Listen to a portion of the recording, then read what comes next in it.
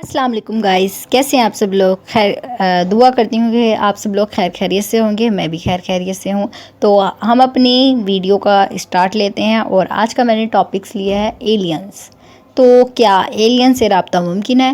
ہم ایلینز کو جانتے ہیں؟ کیا ہم سے پہلے کبھی ایلین اس دنیا میں آئے ہیں یا دنیا کے کسی اور جگہ پہ وہ موجود ہیں؟ ان باتوں کے سوالات، جوابات یا اپنے مشاہدات میں آج آپ لوگوں سے شیئر کروں گی۔ اور اگر آپ کے پاس ایلین سے متعلق کوئی اچھی انفارمیشن یا ریلیونٹ کوئی بات ہے تو آپ کمنٹ سیکشن میں ضرور اپنی قیمتی رائے کا اظہار کیجیے۔ کیا ہم اس کائنات میں اکیلے ہیں؟ یہ سوال 20ویں اور 21ویں صدی کا سب سے اہم سوال ہے کہ ہم اکیلے ہیں۔ جب سے انسانوں کو یہ معلوم ہوا ہے کہ زمین کائنات کا مرکز نہیں بلکہ اس وسیع و عریض کائنات کی اربوں کہکشاؤں میں ایک چھوٹی سی کہکشاں ملکی وے کے ایک معمولی سے ستارے سورج کے گرد گھومتا ننھا سا سیارہ ہیں ہم، تو تب سے یہ سوال مزید اہمیت اختیار کر چکا ہے کہ جب ہم اتنے چھوٹی سی دنیا میں رہ رہے ہیں، اتنے چھوٹی سی ارتھ میں رہ رہے ہیں جس کے ارد گرد لاکھوں کروڑوں مختلف قسم کے سیارے گھوم رہے ہیں، تو کیا ہم اکیلے ہیں اس دنیا میں رہنے والے یا اور بھی کوئی مخلوق موجود ہے؟ 19ویں صدی میں ریڈیو کی ایجاد کے بعد اس حوالے سے بات ہونے لگی۔ اگر کائنات میں کوئی جدید ایلین تہذیب کسی سیارے پر بستی ہے تو یقیناً ان سے ویڈیو یا آڈیو یا ریڈیو ویوز یا ریڈیائی لہروں کے ذریعے رابطہ ممکن ہے۔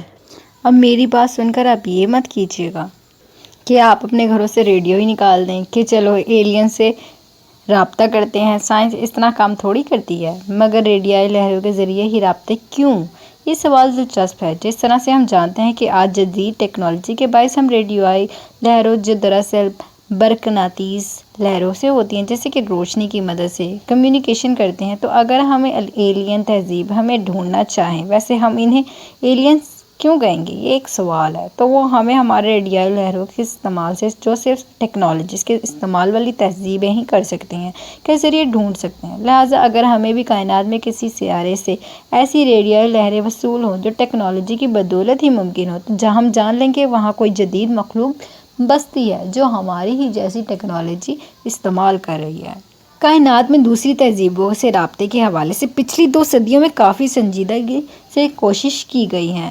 ان میں سب سے اہم اور بڑی کوشش SETI پروجیکٹ ہے۔ SETI پروجیکٹ کیا ہے؟ سرچ فار ایکسٹراسٹیلر انٹیلیجنس، یعنی کسی ذہنی یا ذہین خلائی مخلوق کی تلاش کرنا۔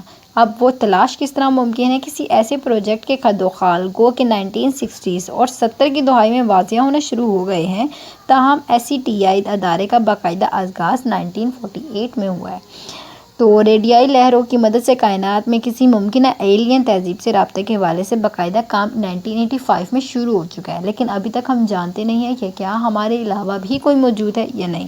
شروع میں اس پروجیکٹ میں فلکیائی مشاہدات کے لیے زمین پر موجود ریڈیو انٹیلیجنس ہی استعمال ہوتے رہے، مگر بعد میں عوام، حکومتوں اور ٹیکنالوجی سے منسوب اہم شخصیات کی دلچسپی کے باعث اس پروجیکٹ کی فنڈنگ شخصیات میں دلچسپ طور پہ اضافہ ہوا اور 42 جدید ریڈیو ایٹرز پر مشتمل ایلی ٹیلیسکوپ ایرے موجود ہے۔ یہ ٹیلیسکوپ امریکہ میں سان فرانسسکو سے 300 میل دور کے ساسکے کے پہاڑوں میں نصب ہے اور یہ ہفتے میں ہر روز خلا میں کسی ممکنہ ایلین مخلوق سے رابطہ کرنے کی کوشش یا پیغام وصول کرنے ریڈیو کے ذریعے کوشش کرتا ہے۔ کائنات اتنی وسیع ہے اور ہم سب اس سے اتنے قریبی ستارے جسے گرد سیارے گھوم رہے ہیں وہ بھی کئی نوری سالوں کے فاصلے پر ہیں۔ ہماری کہکشاں ملکی وے کی چوڑائی 1 لاکھ سے 2 لاکھ نوری سالوں کے بیچ میں ہے۔ جس کا مطلب یہ ہوا کہ SETI کے کائنات میں بھیجے گئے ریڈیو سگنل اب تک ہماری کہکشاؤں میں ہی نہیں پہنچے، وہاں سے آگے ہی نہیں گئے۔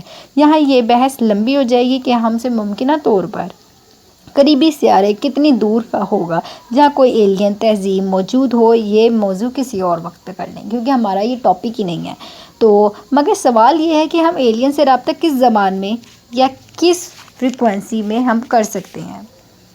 ہم انسان زمین پر جب کسی دوسرے ملک جاتے ہیں تو اکثر و بیشتر وہاں ہم ان کی زبان یا ان کی مدر لینگویج استعمال کر سکتے ہیں یا وہ ہماری، تو رابطے میں مشکلات پیدا ہوتی ہیں۔ کیا آپ چونٹی سے رابطہ کر سکتے ہیں؟ ممکن ہے کسی جدید تہذیب کے لیے ہم ایک چونٹی جتنی اہمیت رکھتے ہوں تو ہم کسی جدید تہذیب کو اپنی موجود کا کیسے پتہ دیں گے؟ اس کا جواب یہ ہے کہ 1420 میگا ہرٹز کی فریکوینسی سے وہ سائنسی کیڑے جنہیں ایگزیکٹ نمبر جاننا ہے تو یہ فریکوینسی ہے۔ اس فریکوینسی کو ہائیڈروجن لائن کہا جاتا ہے۔ کیوں؟ کیونکہ یہ ایک نیوٹرون ہائیڈروجن ایٹم سے تب نکلتی ہے جب اس کے الیکٹران کی اسپیس۔ کلاسیکل فریکوینسی میں فزکس میں اسپیس کا مطلب کسی ایٹمی ذرے کا اپنے محلول کے گرد گھومنا۔ کوانٹم فزکس میں البتہ اس کا مطلب کچھ اور پیچیدہ ہو جاتا ہے۔ اس کے پروٹونز کی اسپیس سے مختلف سمت میں گھومنے کو کہتے ہیں۔ عوامی طور پر یہ دونوں ایک ہی سمت میں گھومتے ہیں، مگر جب الیکٹران کی اسپیس مختلف سمت میں ہو جائے یا تو ہائیڈروجن ایٹم سے خاص طرح کی ریڈیو فریکوینسیز کی لہریں نکلتی ہیں۔ کائنات میں موجود کوئی بھی جدید تہذیب اگر متواتر اس فریکوینسی پر سگنل دے یا موصول کرے تو ہم جان جائیں گے ہم اتنے ذہین ضرور ہیں کہ ایٹم کے بارے میں اور اس خاص فریکوینسی کے بارے میں جانتے ہیں۔ اس فریکوینسی کے استعمال سے ایک اور جگہ یہ بھی مانی جاتی ہے کہ کائنات میں ہائیڈروجن عام طور پر پائے جاتے ہیں اور یہ فریکوینسی دوسری ریڈیو فریکوینسی سے زیادہ مؤثر طریقے سے کائنات میں سفر کر رہی ہے۔ پھر چاہے وہ کسی بھی زبان میں ہو، کوئی سی بھی لینگویج ہو، ہم آسانی سے سمجھ سکتے ہیں کہ کیا وہاں پہ جدید طریقے سے ایلینز موجود ہیں یا وہ اپنی ریڈیو ایکٹیویٹی کی ایکٹیو ویوز کی وجہ سے ہم تک اپنے سگنلز بھیج پا رہے ہیں کہ نہیں۔ اگر آپ کو یہ انفارمیشن پسند آئی ہو تو پلیز لائک کیجیے گا چینل کو۔ اوکے، اب اگلی ویڈیو میں ملیں گے، تب تک کے لیے اللہ حافظ۔